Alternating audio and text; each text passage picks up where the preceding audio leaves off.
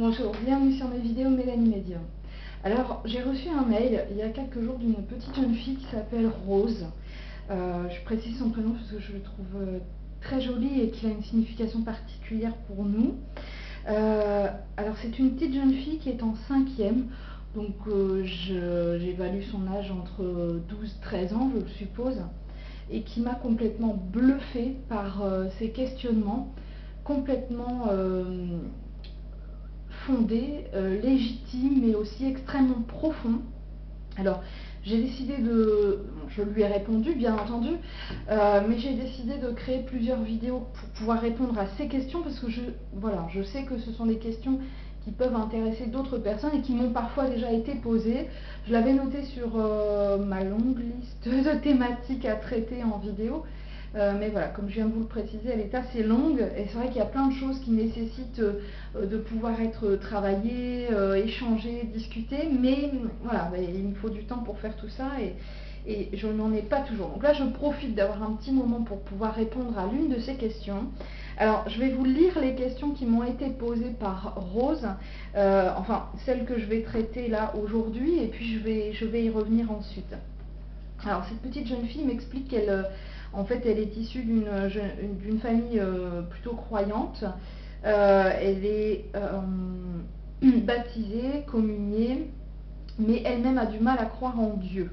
On lui a dit qu'elle n'irait pas au paradis après sa mort si elle n'y croyait pas. Elle voulait savoir premièrement si c'était vrai. Et ensuite, avec toute l'intelligence de son jeune âge, elle me dit, même si ça l'était, donc même si c'était vrai, comment feraient alors les autres religions? Ben oui, parce que si on ne croit pas en Dieu ou en Jésus-Christ, on va en enfer. Mais alors ceux qui croient en Allah, en je sais rien quoi, alors donc elles vont tout en enfer. Deuxième question, pas bête du tout.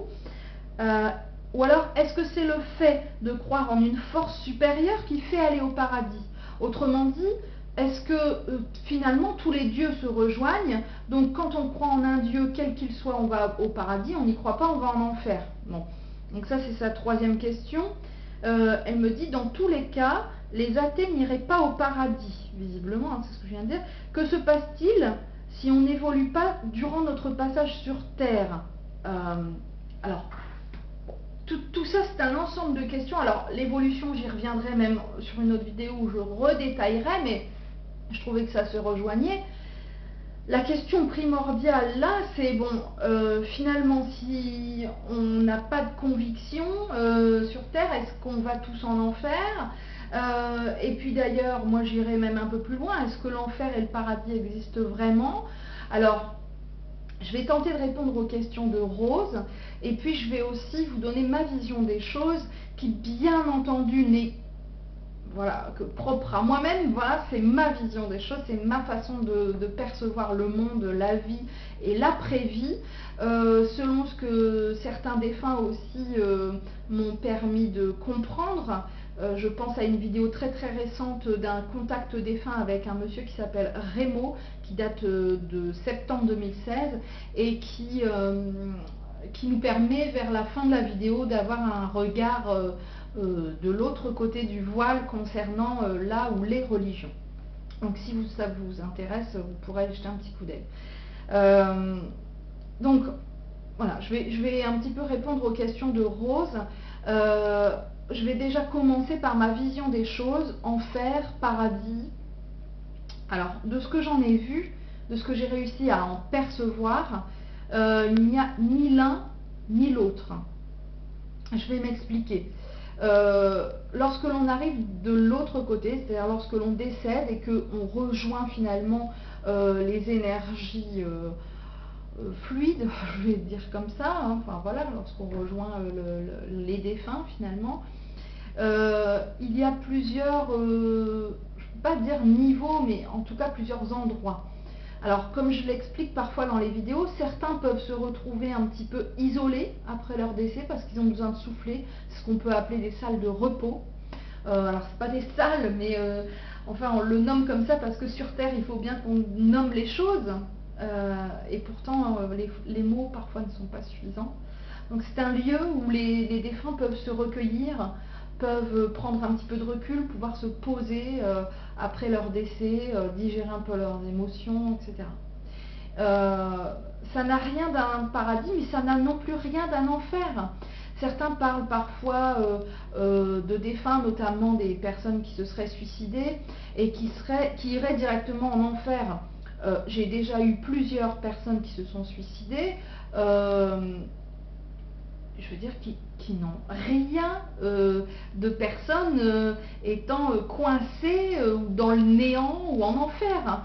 Je pense à un jeune homme d'ailleurs qui est décédé à une trentaine d'années, donc je crois, non c'est pas David, bon, je ne me souviens plus le prénom, c'est dans un contact défunt qui a été extrêmement riche. Ce contact défunt a été magnifique, et pour moi et pour la maman, et c'est un jeune qui s'était suicidé. Donc vous voyez, voilà, il ne faut pas se créer d'idées fixes par rapport au suicide. Je l'ai déjà dit dans une autre vidéo aussi d'une dame qui s'est suicidée, qui est assez récente, au mois d'août je crois cette vidéo. Mais je reprécise aussi que donc ces personnes-là ne vont pas en enfer. Voilà. Hein. Alors, je ne vais pas ici faire de leçons de théologie, ni de cours. Alors là, franchement, je me passerais bien de ça, parce que je suis qui pour ça? Personne, un petit grain de sable dans le désert. Mais voilà, on me pose la question, me demande mon avis, donc je donne ma réponse qui n'appartient qu'à moi, mais je la partage avec vous. Donc pour moi, il n'existe ni enfer ni paradis, il existe un au-delà avec différents endroits. Voilà, je ne peux pas dire niveau, je suis bloquée avec ça. Hein. Et donc voilà, cette salle de repos, mais il y a aussi des endroits où on retrouve d'autres proches, des endroits où on va évoluer, des endroits où on va se retrouver avec un ou plusieurs guides parce qu'on a besoin d'avancer, des endroits où on va souhaiter s'isoler, enfin voilà, en réalité, tout n'est qu'énergie. Et il faut aussi savoir que les défunts de l'autre côté peuvent tout à fait, je le dis très souvent dans les vidéos, se retrouver dans leur ancien logement ou chez de la famille, etc. Parce qu'ils finalement, ils sont devenus une énergie et ils n'ont plus comment dire, ce corps physique qui les bloque, donc ils peuvent voyager à volonté. Hein. D'ailleurs, c'est même pas un voyage, c'est une présence. Bon, voilà, il faudrait vraiment que je reprécise là-dessus. Mais donc, en réalité, ma petite Rose, et d'ailleurs, je te remercie de me poser toutes ces questions, je les trouve vraiment très pertinentes. Je te l'ai dit dans mon mail, mais je suis subjuguée par ta réflexion, parce que les autres questions aussi qui suivent dans ce mail sont extrêmement intéressantes. Elles feront l'objet d'une autre vidéo. Donc, je vais reprendre cette première question. Donc voilà, n'aie pas peur de te dire, je ne crois pas en un Dieu ou en Jésus-Christ, puisque visiblement, si j'ai bien compris, tu es d'obédience catholique, donc je vais directement aller en enfer.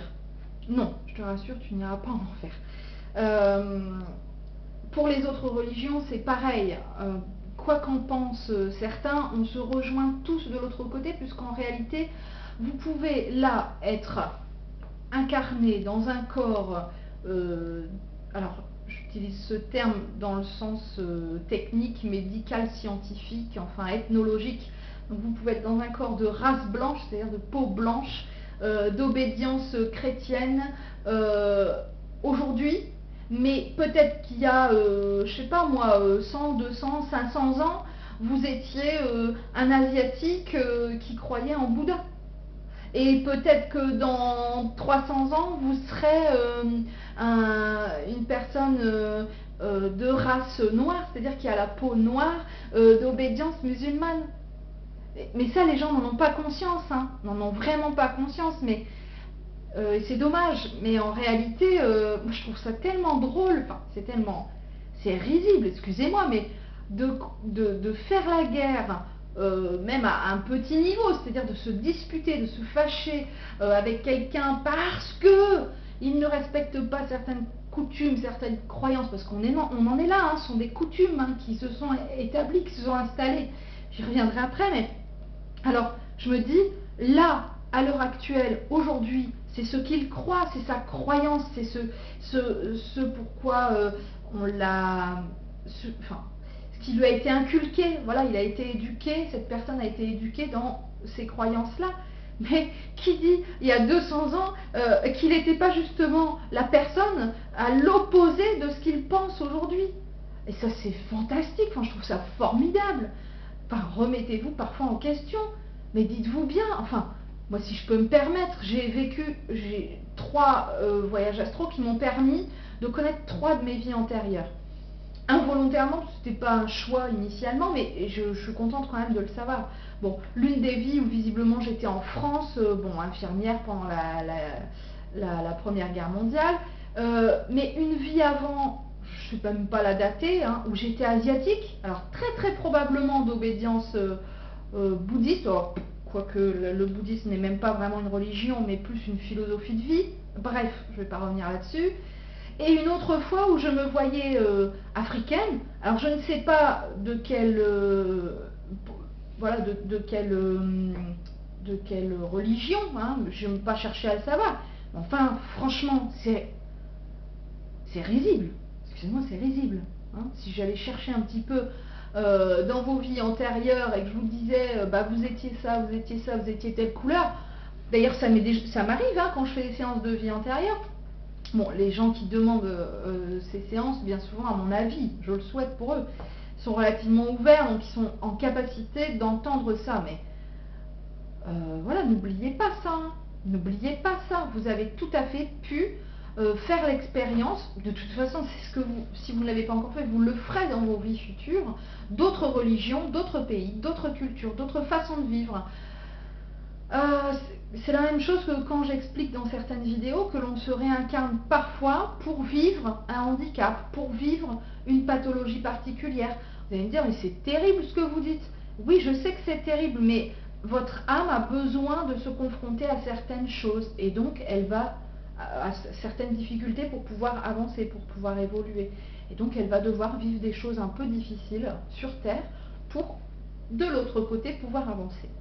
Donc, je ne m'égare pas, hein, je vous réexplique un petit peu que vous avez tout à fait pu, dans vos diverses vies antérieures et dans vos vies futures, mélanger les religions, les couleurs de peau, les cultures, les mœurs, et ça, franchement, moi, ça me fait vraiment rigoler. Hein. Bon, bref, donc ma petite Rose, peut-être que voilà, toi aussi tu as vécu dans un autre pays, de toute façon c'est sûr et certain, parce que tu es tellement évoluée pour ton âge, ma belle, que je te l'ai dit dans ton mail, tu es ce que l'on appelle une vieille âme, je ferai une vidéo aussi là-dessus, parce que tu as déjà vécu énormément. Et c'est ce qui te permet aujourd'hui d'avoir un regard sur le monde qui est aussi profond et aussi intéressant. Alors, donc évidemment, aucune religion ne va en enfer, puisqu'au final, voilà, on partage tous, je vais dire, la même force, c'est-à-dire que c'est cette même force qui nous unit, qu'on y croit ou qu'on n'y croit pas.